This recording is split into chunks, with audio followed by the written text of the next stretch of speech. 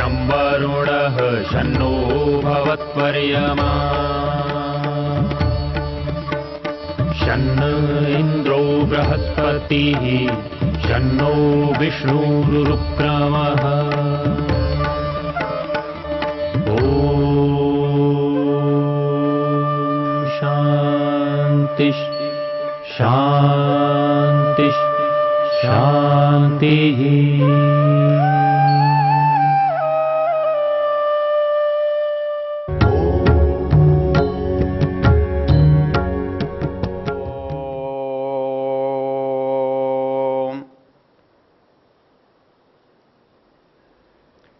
हम यजुर्वेद के शिव संकल्प मंत्रों पर विचार कर रहे हैं। हमने देखा जब भी किसी मंत्र पर हम विचार करते हैं तो मंत्र के साथ साथ उसके ऋषि देवता आदि के बारे में भी विचार करना चाहिए, ऐसा शास्त्र कहते हैं। क्यों कहते हैं? कि यदि हमें यह पता लग जाए इसका ऋषि कौन है तो उससे एक लाभ होता है कि भाई उन्होंने क्या बोला, क्या देखा, कैसा किया। यदि ये पता लग जाए कि इसका देवता क्या है तो हमें अनायास ये मालूम हो जाता है कि इसमें बताया क्या है। तो वैसे ही इस मंत्र में भी हमारी जो करने की बात है, क्या करना है हमें, अर्थात अपने को अच्छा बनाने के लिए जो प्रयत्न किया जिन लोगों ने, वो अच्छा प्रयत्न शिव संकल्प है और उसका कर्ता हमारा मन है। तो हमने यजुर्वेद के पहले मंत्र में यज्जाग्रतो दूर मुदयति दैवम तदुसुप्तस्य तथैवैति दूरंगमम ज्योतिषाम ज्योतिरेकम तन्मे मनः शिव संकल्पमस्तु। ऐसा मेरा मन शिव संकल्प वाला हो। अब इसमें मन की एक विशेषता दी थी दैवम। आप आगे के मंत्रों में एक और चीज देखेंगे, कहीं उसको दैव मन कहा है, कहीं उसको यक्ष मन कहा है, कहीं चेतः कहा है, कहीं धृति कहा है, चेतो धृतिश्च। तो ये जो अंतर है, ये मन अलग अलग हैं या एक ही मन के भिन्न भिन्न कार्य हैं। इस बात को समझने के लिए आपको जो सृष्टि का क्रम है उसको एक बार आप दोबारा देख लेंगे, आप जान लेंगे तो बात समझ में आ जाएगी। क्योंकि मन अकेला मन नहीं है, ये अंतःकरण है। क्योंकि हमारे पास आत्मा के बाद दो तरह के साधन हैं, एक तो इस शरीर के बाहर की ओर काम करने वाले और एक शरीर के अंदर की ओर काम करने वाले। तो बाहर की ओर काम करने वालों को हम बहिकरण कहते हैं, बहिर इंद्रिय कहते हैं। अर्थात ये जो बाहर हाथ पैर आंख नाक काम कर रहे हैं, ये इंद्रियां हैं, ये करण हैं, ये साधन हैं, ये बाहर काम करते हैं, इसलिए बहिकरण है। तो जब बहि कहते हैं तो अपने आप दूसरा शब्द निकल कर आता है कि अंदर भी कुछ होगा। तो अंदर के लिए हमने एक नाम दिया है अंतःकरण। करण दोनों जगह समान है, करण साधन को कहते हैं।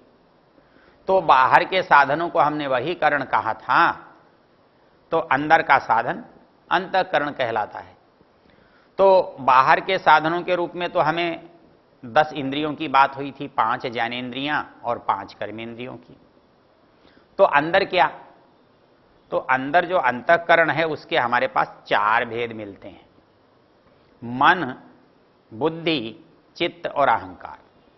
मतलब रचना की योग्यता की दृष्टि से ये सारे के सारे एक ही तत्व से बने हुए हैं।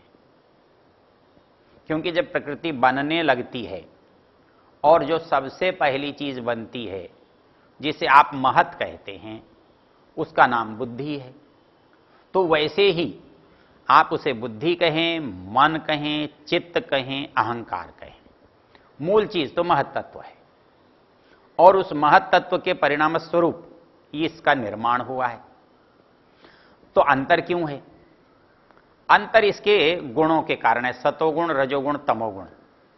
अर्थात हमारे सारे संसार के जितने पदार्थ हैं वो सब एक हैं, मूल रूप से एक हैं। फिर अंतर क्यों है? अंतर केवल इसलिए है कि उनकी जो तीन चीजें हैं उनकी मात्राओं का भिन्नता।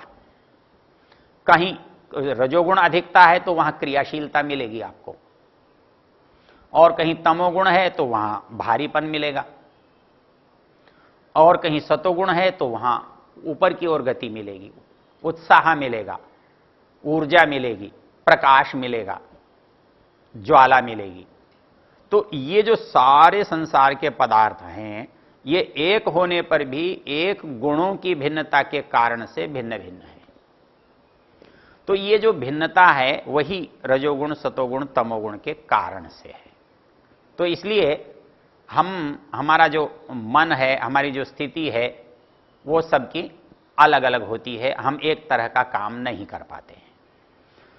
तो यहां पर हमने आज तक जो देखा, तो वो कौन सा गुण है, कौन सा मन है? दैवम, दिव्य मन है, अर्थात जिसमें प्रकाश है, जो इंद्रियों का स्वामित्व कर रहा है, वो जो इंद्रियों से काम ले रहा है, वो दैव मन है। और अगले जो मंत्र में कहता है कि वहां तो यक्ष मन की चर्चा है, तो यक्ष मन की चर्चा क्या करेंगे? तब वो जो क्रियाशील है, जिसको आप मन कहते हो, हाँ, जो क्रियाशीलता जिसके कारण से आ रही है, वो यक्ष मन है। और जिसके अंदर ज्ञान हो रहा है, संग्रह हो रहा है, उसे आप चित्त कहते हो। तो हमने देखा कि तीनों के बिना काम नहीं चलता, चारों के बिना काम नहीं चलता। अर्थात ये चारों जो हैं पृथक तो हैं। पृथक क्यों हैं? कि इनके अंदर सतोगुण, रजोगुण, तमोगुण की मात्रा में भिन्नता है। लेकिन ये एक क्यों है? क्योंकि एक महत्त्व से ये बने हुए हैं। तो इसलिए जितना ज्ञान संबंधी, संग्रह संबंधी कार्य है, जो सबसे जटिल, सबसे मुख्य काम है, वो इन चारों के द्वारा होता है। जो मन है वो किसी चीज को जब लेता है तो उसका विश्लेषण करता है, उसको खंडित करके देखता है, तोड़कर देखता है, हानि लाभ के बारे में सोचकर देखता है, संकल्प विकल्प करता है, करूं नहीं करूं, जाऊं नहीं जाऊं, अच्छा रहेगा नहीं रहेगा, खाना है नहीं खाना है, कुछ भी। तो जब तक वो संकल्प विकल्प करता रहता है तब तक वो दशा मन कहलाती है। और जब संकल्प निश्चय में बदल जाता है, निर्णय में बदल जाता है, तब वो दशा बुद्धि कहलाती है। निश्चयात्मिका बुद्धि। जब हम किसी चीज पर, परिणाम पर पहुंच जाते हैं तो उसे हम बुद्धि कहते हैं, निश्चयात्मिका बुद्धि। और सबसे विचित्र, सबसे महत्वपूर्ण बात क्या है कि इस शरीर के रहते, इस मन के रहते, शरीर का किया हुआ तो एक बार अनदेखा हो सकता है। यदि मन उससे जुड़ा हुआ नहीं है और शरीर से कुछ हो गया तो उसका हमारे पास संस्कार नहीं बनेगा। लेकिन यदि शरीर ने कुछ भी नहीं किया और मन ने किया तो उसका संस्कार बनेगा। वो मेरे अच्छे और बुरे में शामिल होगा, वो अच्छा बुरा बहो कहलाएगा। मतलब होता तो शरीर से भी बुरा है, लेकिन जब तक शरीर मन से जुड़ा हुआ नहीं है तब शरीर का बुरा हमारे संग्रह में नहीं जाता, हमारे चित्त में एकत्रित नहीं होता। जैसे हम बैठे हैं, लेकिन कैमरा जब तक हमारा चित्र खींचेगा नहीं तब तक कैमरे में हमारा चित्र नहीं जाएगा। लेकिन हम उसके सामने बैठे हैं और कैमरा चल रहा है तो हमारा चित्र जाएगा। तो यही स्थिति मन की भी है। तो मन हमारे सब अच्छे बुरे का किए का जिम्मेदार होता है, उत्तरदायी होता है। उसका क्यों उत्तरदायी होता है? विचित्र बात यह है कि हर काम का तत्काल फल नहीं मिलता। कुछ काम तो हमको तत्काल फल देते हैं। हम सब्जी मंडी में गए और हमने पैसे दिए और सब्जी ले ली, इधर पैसे देने का कार्य हुआ और सब्जी का फल हमें मिल गया। लेकिन हम खेत में जाकर गेहूं बोते हैं तो बोरी भर के गेहूं नहीं ले आते, तब हमारा फल जो है ना तत्काल नहीं मिलता, वो कालांतर में मिलता है। इस कालांतर में मिलने के परिणाम स्वरूप मन के साथ चित्त की आवश्यकता पड़ती है। यदि मान लो चित्त नहीं होता, मन ही मन होता, तो यह बिल्कुल ऐसा होता है जैसे किसी के उधार लेने को और उधार देने को यदि लिखा न गया हो तो न तो याद रहेगा न मांगा जा सकेगा। आपने किसी से पैसे लिए भला आदमी है, हो सकता है उसे याद हो जाए, नहीं तो कहते जी मुझे तो याद नहीं है, फिर आप क्या कर लोगे, उसका बनेगा क्या।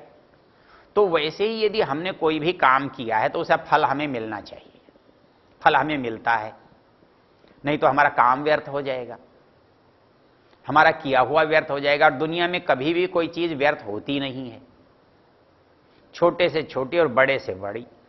तो व्यर्थ न होने देने के लिए करना क्या पड़ेगा, उसको संभाल करनी पड़ेगी, उसकी व्यवस्था करनी पड़ेगी।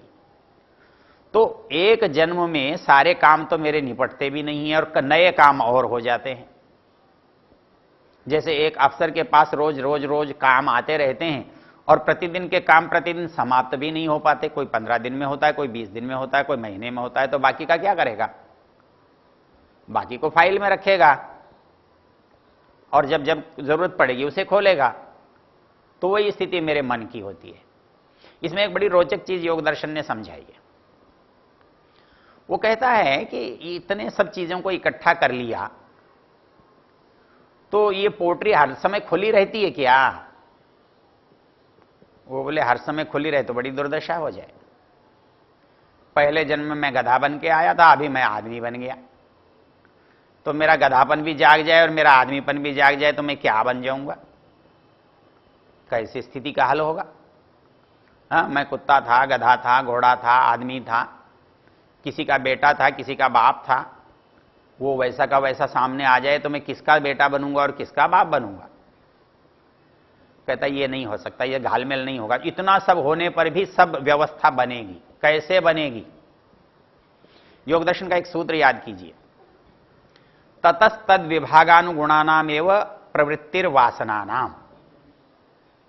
कहता है मेरे पास ढेर है कामों का, और वो ढेर मैं जिस जन्म में जाता हूं वो सारा का सारा नहीं आता, उसमें से छांट करके जितना इस जन्म के लिए उपयोगी है, इस जन्म से भोगने और करने के संबंधित है, उतना आता है। रामचंद्र देहलवी एक जगह व्याख्यान दे रहे थे, प्राय दिल्ली में देते थे, तो वो यही कह रहे थे कि पुरानी चीजें याद नहीं रहती।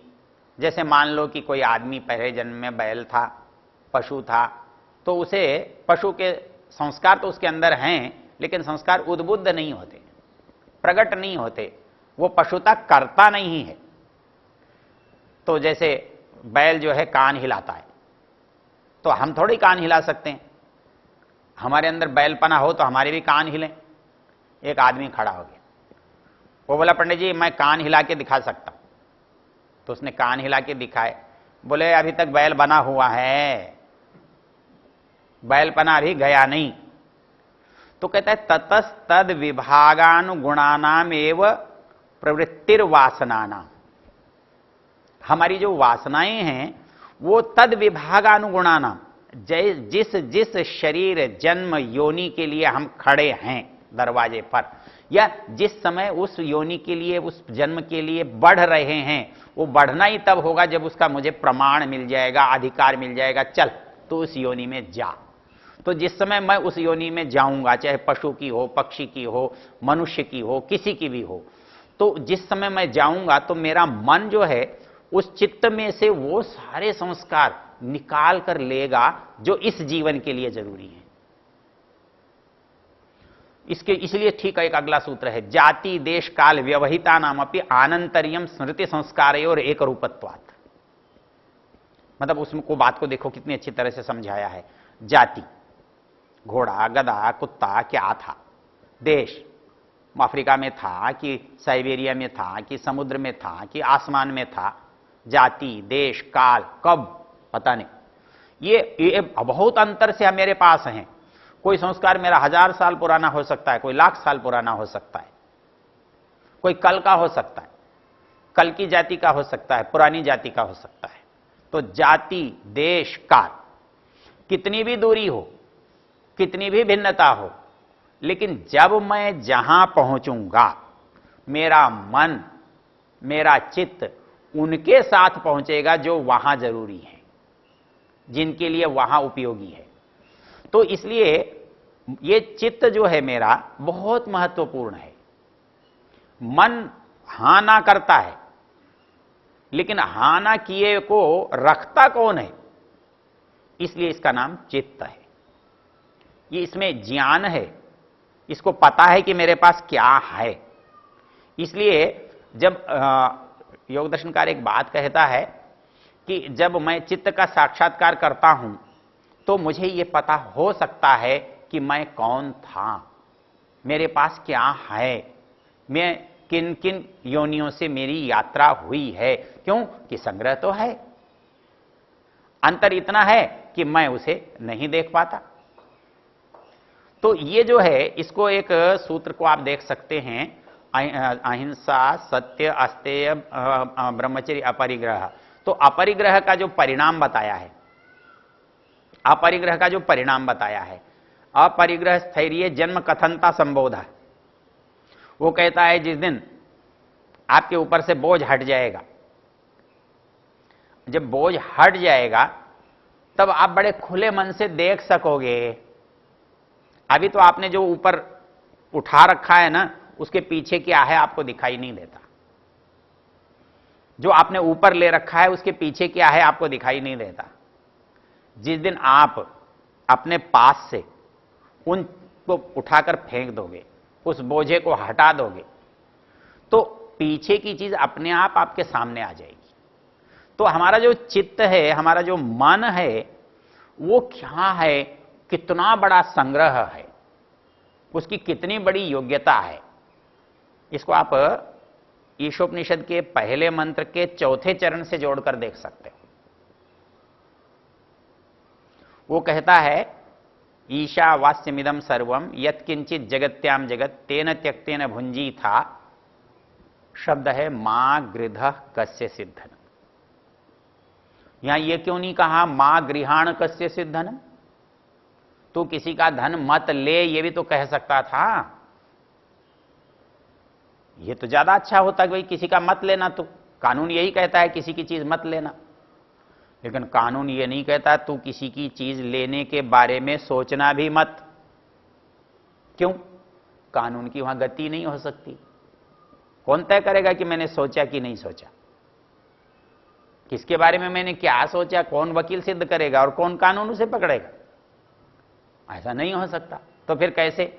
लेकिन वेद उल्टा कहता है, कहता है ऐसा सोचना भी मत। क्यों? सोचने को पकड़ सकता है। सोचना मेरे मन में है और पकड़ने वाला कोई बाहर थोड़ा ही है, पकड़ने वाला भी मेरे मन में है। इसलिए परमेश्वर के सामने सोचा गया अच्छा और बुरा वो मेरे खाते में जाता है।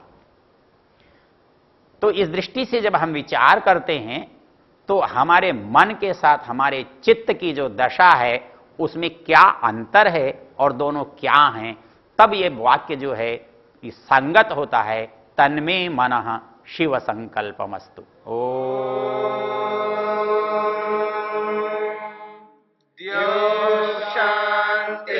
शांतिरंतरिक्षं शांति पृथिवी शांतिरापः शांतिरोषधयः शांतिः वनस्पतयः शांतिर्विश्वे देवा शांतिर्ब्रह्म शांति सर्वं शांति शांतिरेव शांति शांति